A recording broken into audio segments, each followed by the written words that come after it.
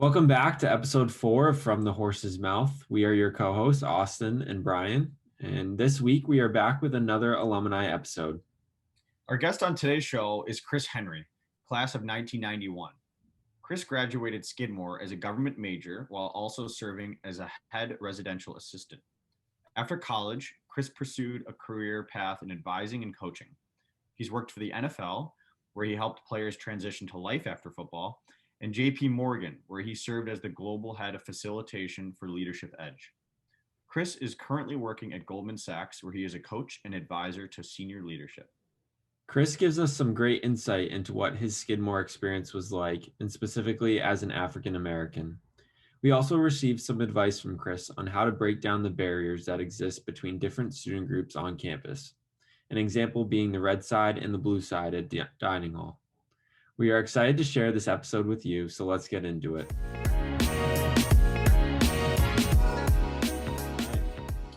Welcome, Chris, to From the Horse's Mouth. We're really excited to have you here so we can learn more about your Skidmore experience and professional experience. Could you just talk a little bit about yourself and your background and what your Skidmore experience was like? Yeah, so I graduated in 91. I was a government major and I went to DC straight after school and I worked in Washington for a bit and then was trying to figure out what I wanted to do. I knew I wanted to help people in some way. I just didn't know what that looked like. So after a few jobs, one worked for a member of Congress, then working for a trade association, I moved out to LA and I was trying to get into some kind of training function, but I didn't have any experience. So I started working at the Dow Jones Investor Network, which was great in that it taught me a lot, but I also realized what I didn't want to do. So I didn't want to sit behind a screen looking at numbers all day, although I found the value in it. So I thought, how do I merge my interest and value for business with more of a psychological bent in terms of human behavior in the workplace? So at that point, I realized I needed to go back to school to have a specialty. So I went to USC for graduate school, got my master's in social work, and did 2 years of post-grad work, clinical work, and sat for my boards, both a written and an oral, to get my license to practice psychotherapy. So I leveraged that in the business world and had a few jobs after that. So I worked for Spencer Shank Capers, a consultancy in Los Angeles, which was great. And then worked for the National Football League. I moved to New York to work for the National Football League to run programs to help players transition in and out of pro football. So from there, I pivoted, went to JP Morgan, and there I built the talent management program for the investment bank. And then we had a global leadership center. So went over there and was head of facilitation. So our trainers and facilitators, and also did executive coaching. And then just recently pivoted to Goldman Sachs, where I'm an executive advisor, a performance coach, working with partners in the organization around transition, around setting them up for success in larger roles, and also doing team dynamics. So as you can imagine, with this environment, we've done a lot around resilience and team dynamics and that type of thing. Moving on to Skidmore. Skidmore was great. Had a great experience. Got better every year. I got involved in dorm staff, and so did the house counselor, resident assistant, and then ran the dorm. So I ran McClellan as the head resident, which was a great experience. And I've still got some great friends to this day from Skidmore, and it was a phenomenal experience. Cool. I'm wondering too, why is it that you chose Skidmore? What drew you to Skidmore particularly? I grew up in Westchester, New York, and so in a small community, Irvington, and it's a small school where I could play sports. I had a solid group of friends, and Skidmore to me was a bigger version of that, and it was far enough where my parents wouldn't be coming to see me very often. I wouldn't be going to see them very often. But I could always access them. They could access me, and I could always head home pretty quickly. But it was just far enough, and the environment was great. Just the way the facilities were set up, the way things were arranged, and had a nice experience during my visit. Cool. And then were you involved with any like clubs or athletic teams in your time? I think I maybe heard that you were on the lacrosse team for a bit. Is that true? That is not, I don't know where this Not true. information's coming from, Brian.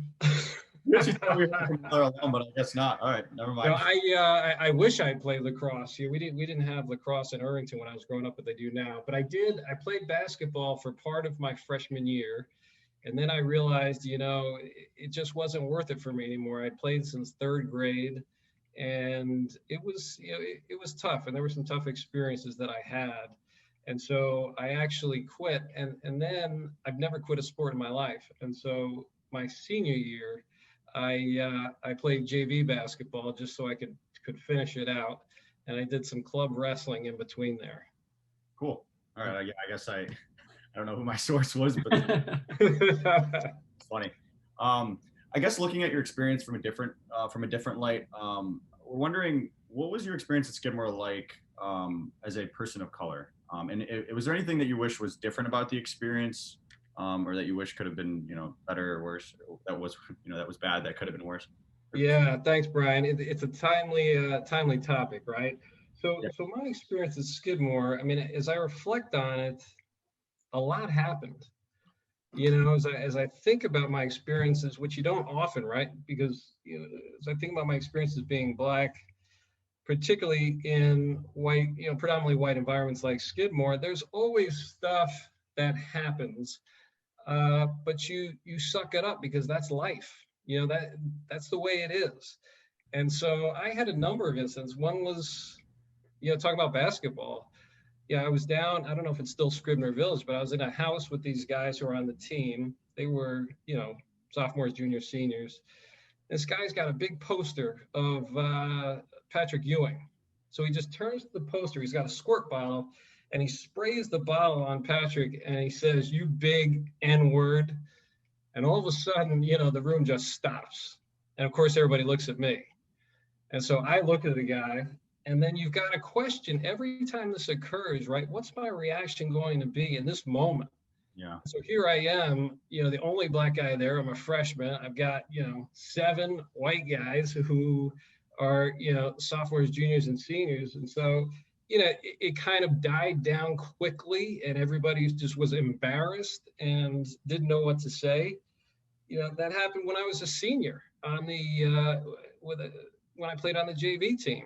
A guy who dresses in all kinds of Jordan gear, gets on the court, thinks he's Michael Jordan, and then I hear him in the shower one time after a game talking about this woman again, dropping N bombs left and right. And I walked into the shower and I said, if I ever hear you say something like that again, I'm going to kill you. So you just get so tired of it. It happens so continually. I was downtown at a bar during Halloween. There's a guy who I don't think it was a Skidmore guy, dressed in blackface. So there's so many instances that occurred. But having said that, if I went to another school that wasn't an HBCU, a historically Black college and university, my experience wouldn't have been different. And so it's not isolated to Skidmore. It's just a day-to-day experience. And my white friends they have no idea of most of the experiences that I've had because they weren't around during many of them. And the other thing is, again, as a Black person in society, you learn to deal with it and suck it up and just move on, and not whine about it, not complain about it. It's real. I'm not denying it, but they wouldn't know, and why would they? They haven't had to experience those same things. And Black friends, they're experiencing it, so you don't talk to them about it. So it can be isolating. Okay.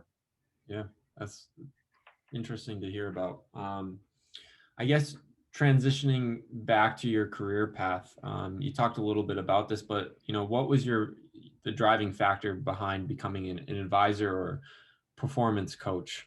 So can you touch on that?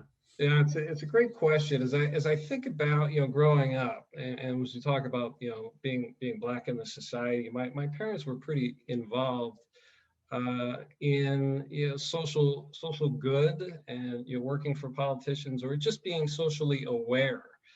And I just always had a bent. My personality, my temperament, I think, is geared toward wanting people to be better. And as I moved along in my career, I just started honing in more and more on what I wanted to do. And you could make the case that I'm working for the 1%, but just like athletes, bankers, people have issues, and people need help, and people want to get better. And I thrive in helping people get better, particularly those who want to get better. For me, there's no better feeling than doing that. And for me, doing it in business, when you can see actual tangible results based on what you've done from a behavioral standpoint, it's just motivating for me. That's great. We're wondering too, how did your time working with pro athletes with the National Football League, how did that compare to working with senior leaders at Goldman Sachs and other Yeah, it's funny, when I went to JP Morgan, and it's similar to Goldman Sachs, people say, well, oh, it must be so different, working with bankers than professional athletes. And my thing is, first of all, we weren't throwing footballs around all day in the National Football League, not every day. And the other thing is, my job is human behavior. That's my expertise. I'm not a banker and I'm not a tight end. And so what I bring is that foundation. And so if you think about an NFL player and you think about somebody at Goldman Sachs, a partner at Goldman Sachs, they've got the same core. They're incredibly driven. They're the best at what they do. And they have all of the things that go along with that, and the cachet that goes along with it, whether you're a Goldman banker or a trader or you're a tight end for the Rams. And so I just say it's the same core, it's just a different uniform. Yeah. Okay. Kind of along the lines of your work as well. So it seems like a lot of your work revolves around transitions and helping people with transitions. So we're wondering what advice you could give to students who might be transitioning into college or from college into the working world. Yeah, one of the things that I've noticed, and it's been this way for a number of years for me, at least my experience, is people come out and they're not particularly focused. And that is not to suggest that you should come out, particularly of a liberal arts school, and know exactly what you want to do. But I always tell people to have a bucket. When I worked for the NFL, it was great. People would come into my office, somebody's referred by somebody, and you have to take the meeting and say, well, so why do you want to work in player development? Well, I love people. I want to work with people. I'm like, what the hell does that mean? What do they think? I just get on the phone with them and say, hey, how you doing? Yeah. And then I say, so what other jobs are you looking into? Then they say, sales, marketing. I'm like, all right, they're done. Because there's no focal point, and they haven't invested themselves in understanding what I do. And I spent a lot of time in school. I spent a lot of time honing my craft. And for people to think it's easy and you just talk to people, that doesn't do it. And so even if you don't know what you want to do, like my job, I started off in politics. I knew I wanted to help people. I just wasn't clear on how I wanted to do that. And so I got closer and closer and closer. And so I would tell people, have a bucket, that you're looking at.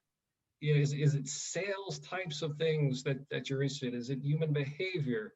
Is it, science? And what does that mean? Is that medicine?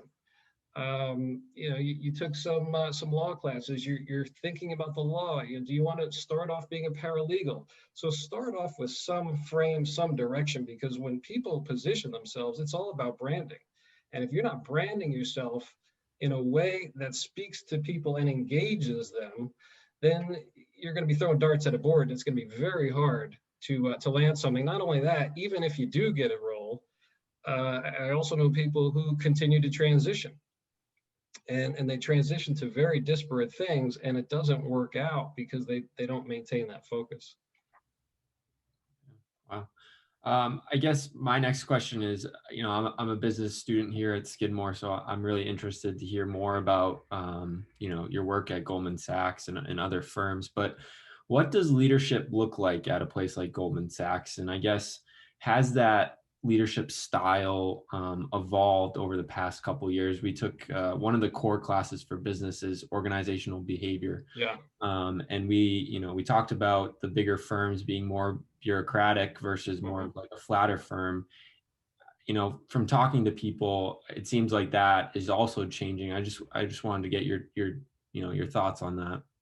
Yeah, I mean, we could go into days and days about the changing world of work, but in terms of leadership in finance in particular, because I was at J.P. Morgan for almost 10 years, just been at Goldman Sachs less than a year. One thing is clear: the crash 2008 2009 that changed dynamics, and so the top echelon banks at J.P. Morgan and Goldman Sachs, they really start to look at their cultures. And you, as Jamie Dimon used to say, you're going to have you got a 250,000 person organization, or at Goldman you got a 40,000 person organization. You're going to have some bad apples, right? But the idea is to create a culture that weeds them out. And so from a leadership standpoint, like I say, with my work now with partners, it's not remedial coaching. This is let's get the best to be better. Remedial coaching 15, 20 years ago, that was a lot of coaching. And we've really shifted that, which is, let's build great leaders. Let's build people who have that core of, strong values, good people who are trying to do the right things, and let's grow them. And so I think that the value piece is really key, which is around integrity, which is around humility, which is around doing the right things for the right reasons, and having those people excel, right?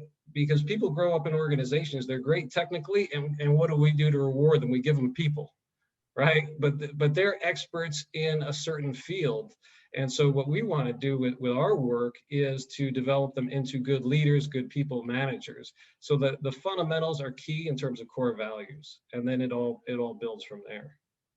Yeah, I guess a follow-up is you're kind of touching on it there, but a little bit maybe more depth would be like, what makes a good leader to you? And is a good leader in, say, the finance world similar to a good leader on a sports team, for instance, or do they have the same set of values, same set of character? Yeah, it's a great question, and because I just love leadership in general, I think about that often, and what makes a Bill Belichick, and what makes a Jamie Dimon, what makes a David Solomon, and I think there are some core themes that I've seen. One is grit. Grit to me is core, and there have been some good books on grit. And what I mean by grit is those people who fight through, they're resilient, they dig in, they know what's happening at some level, and much of the organization, they're into the details, into the weeds, but not too much. They know when to pull themselves out, and they roll up their sleeves. So they've got a pulse of the organization. They don't let the organization just run on its own. And if you think about those people, like a Belichick, he is completely full of. He's as great as they get. You think about the sweatshirts and all the stuff he wears. It's not a gimmick. It's just who he is. And when I went out to see the Patriots, I'm a New Yorker, right? So I wasn't expecting a whole lot.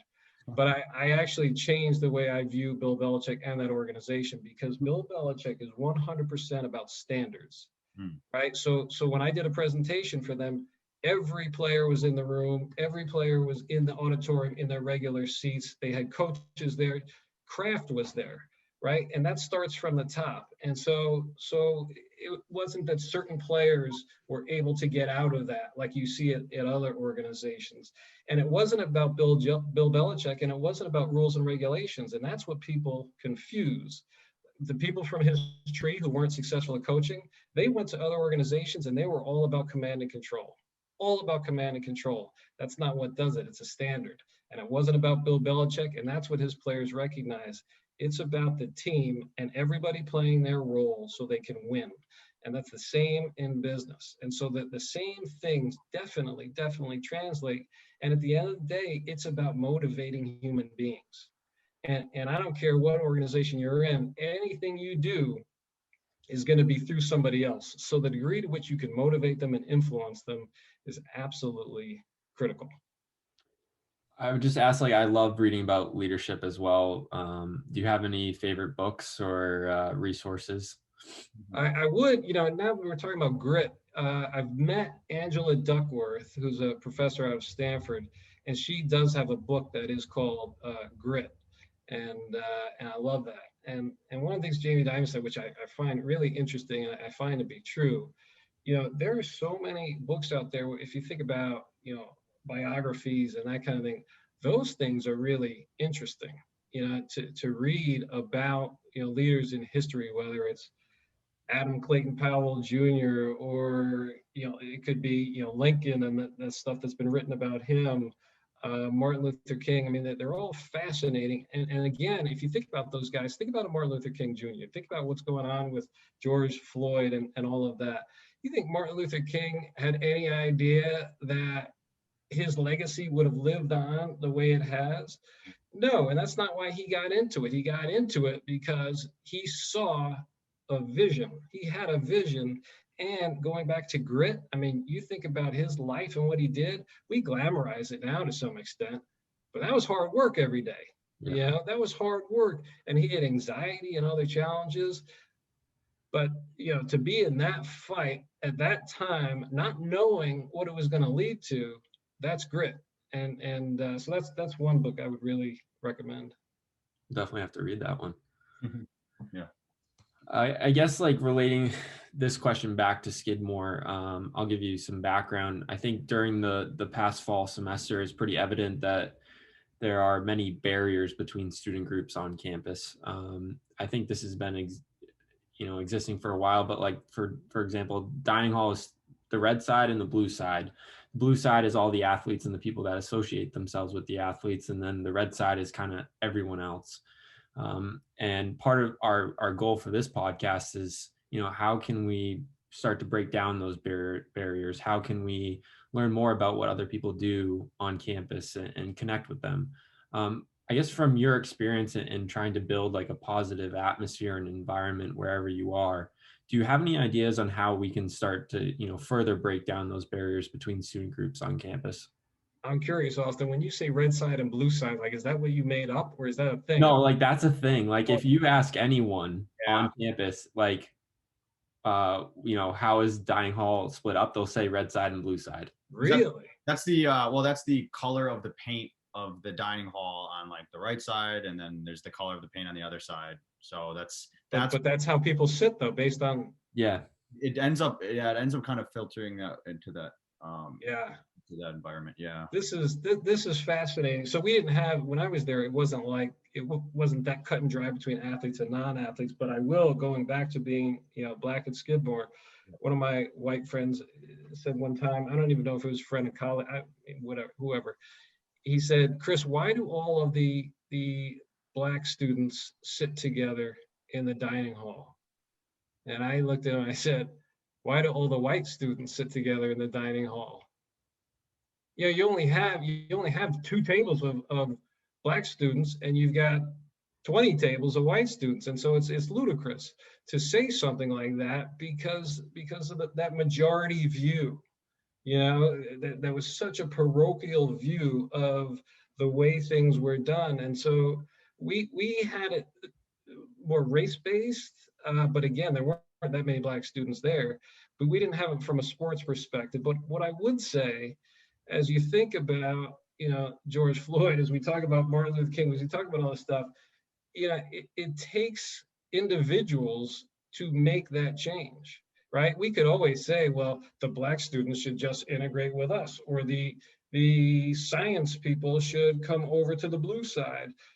But that's a bunch of nonsense, and that's where, talking about human behavior and where things go wrong, if you think about anything that goes wrong with a dynamic between 2 or more people, it's expectations.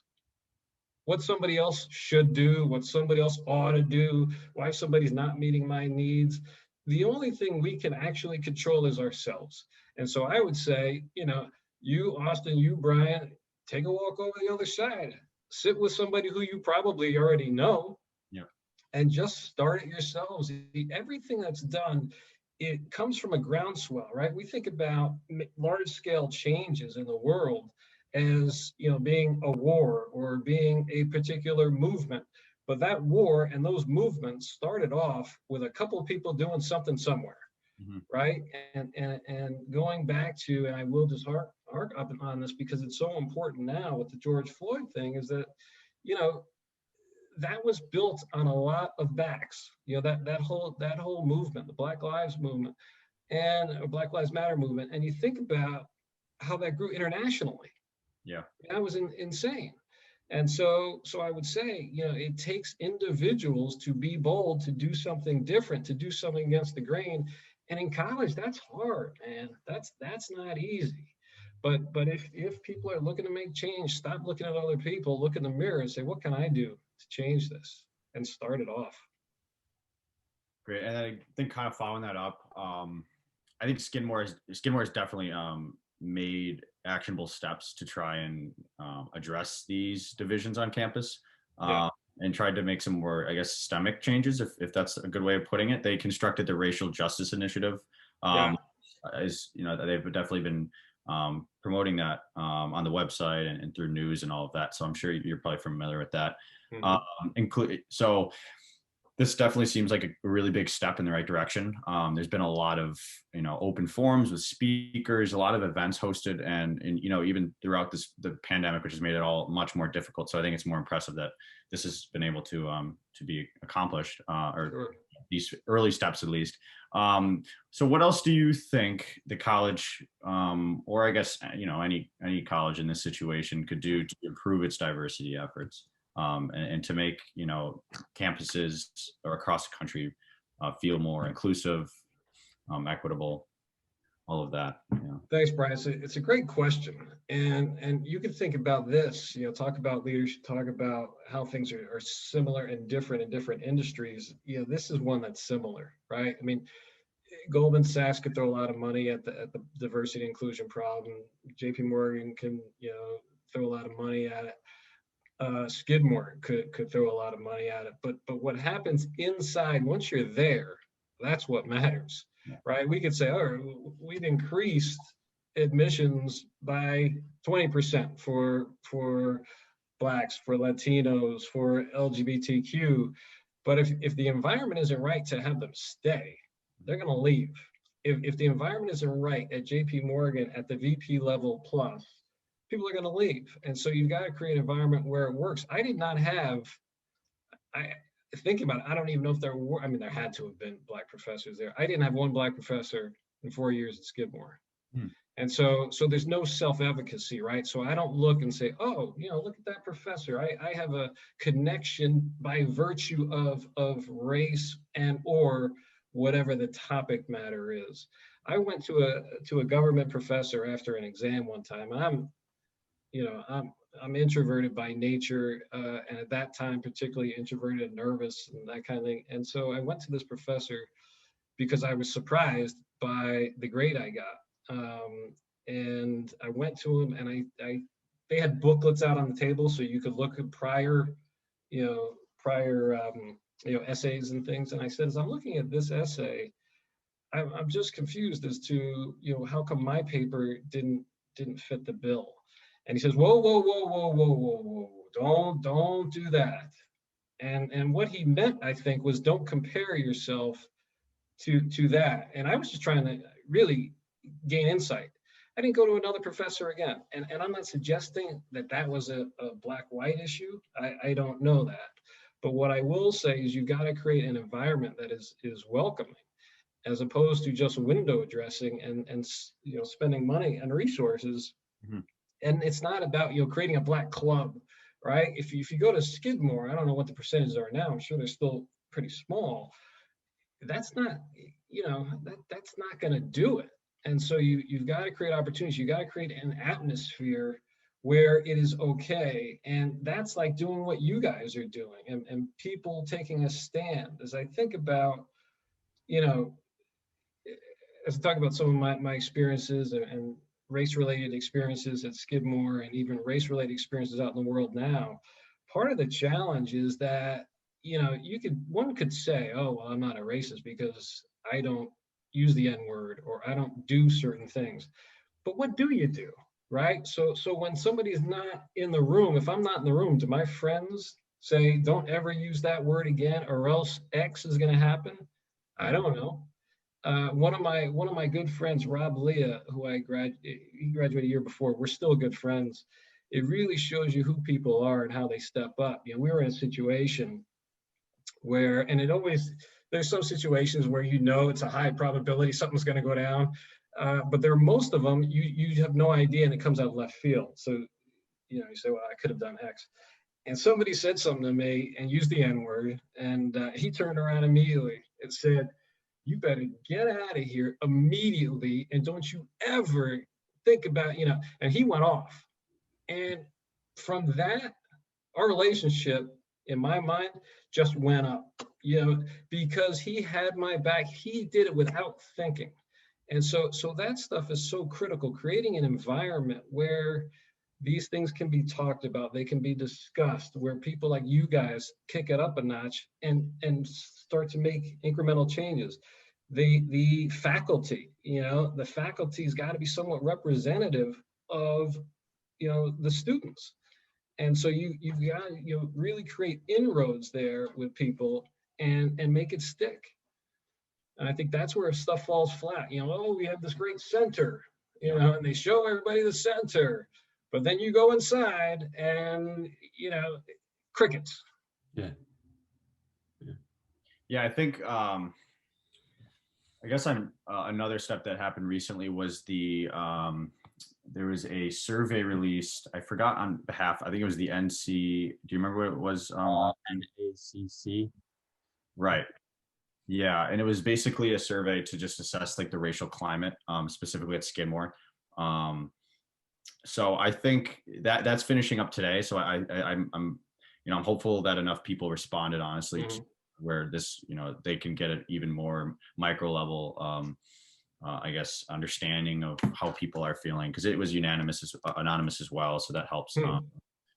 Hopefully with more people feeling more comfortable speaking out, because obviously, like you said during your time, you felt that it was something that you just kind of had to bury and just kind of keep to yourself, and it sounded like too that you didn't have as much support around you, at least it seemed that to be comfortable enough to speak out about all this while you're here. So I definitely hope, and I think it definitely seems like our president hopes as well, that we can make changes in that regard, especially with this the initiative, this is the diversity initiative. So Austin, did you want to finish with Yeah, we always wrap up our shows with asking, what was your favorite Skidmore memory?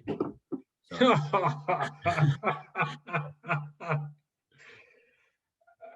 I will tell you what immediately comes to mind. And well, I don't know if that's going to be a good one. Well, becoming a head resident, when I got that letter, I remember it being in my dorm room and just being so excited about that opportunity. So that's a serious one. And the other one, I will tell you, and I feel so badly for seniors now, seniors last year. Senior week was unbelievable, because you just finished something that's fairly monumental for most of us, at least, and you're not yet expected to have a job, and so that freedom, just hanging out with friends and just enjoying each other and feeling good about what you've all accomplished, that week was great. That week was great. Are there any fun traditions that they would do during senior week around that time? Because I know there's one was pretty cool, and I don't know if they still do it or if it stopped. But it was a like a boat trip, like a cruise kind of thing, and so that was a lot of fun. Was that on Lake George or like Saratoga Lake? Was that nearby? Brian, you're thinking I remember most of the senior week. That was a highlight. That was a highlight. I don't know. I have no idea where I was. You're on a boat. You were just on a boat. I was on a boat. I don't know. I think it was Lake George. Yeah. You think? Okay. We'll just assume it was. That's the only major body of water on there, right? I think we'll have to bring that back. I don't think that's a thing anymore. Yeah. Right. That was great. That was fun. Cool. Well, Chris, I mean, it was great. It was great talking to you. Great meeting you. I think you gave us a lot of insight into your own, professional experience, but also gave us some things to think about moving forward with Skidmore. So, we really appreciate all that insight and input. Yeah, and I just want to tell you guys, I mean, Austin, Brian, you guys, doing this podcast overall, as an overall matter, is fantastic. You inviting me and talking about some of these issues, I think it's fantastic. And like I said, that's where it starts.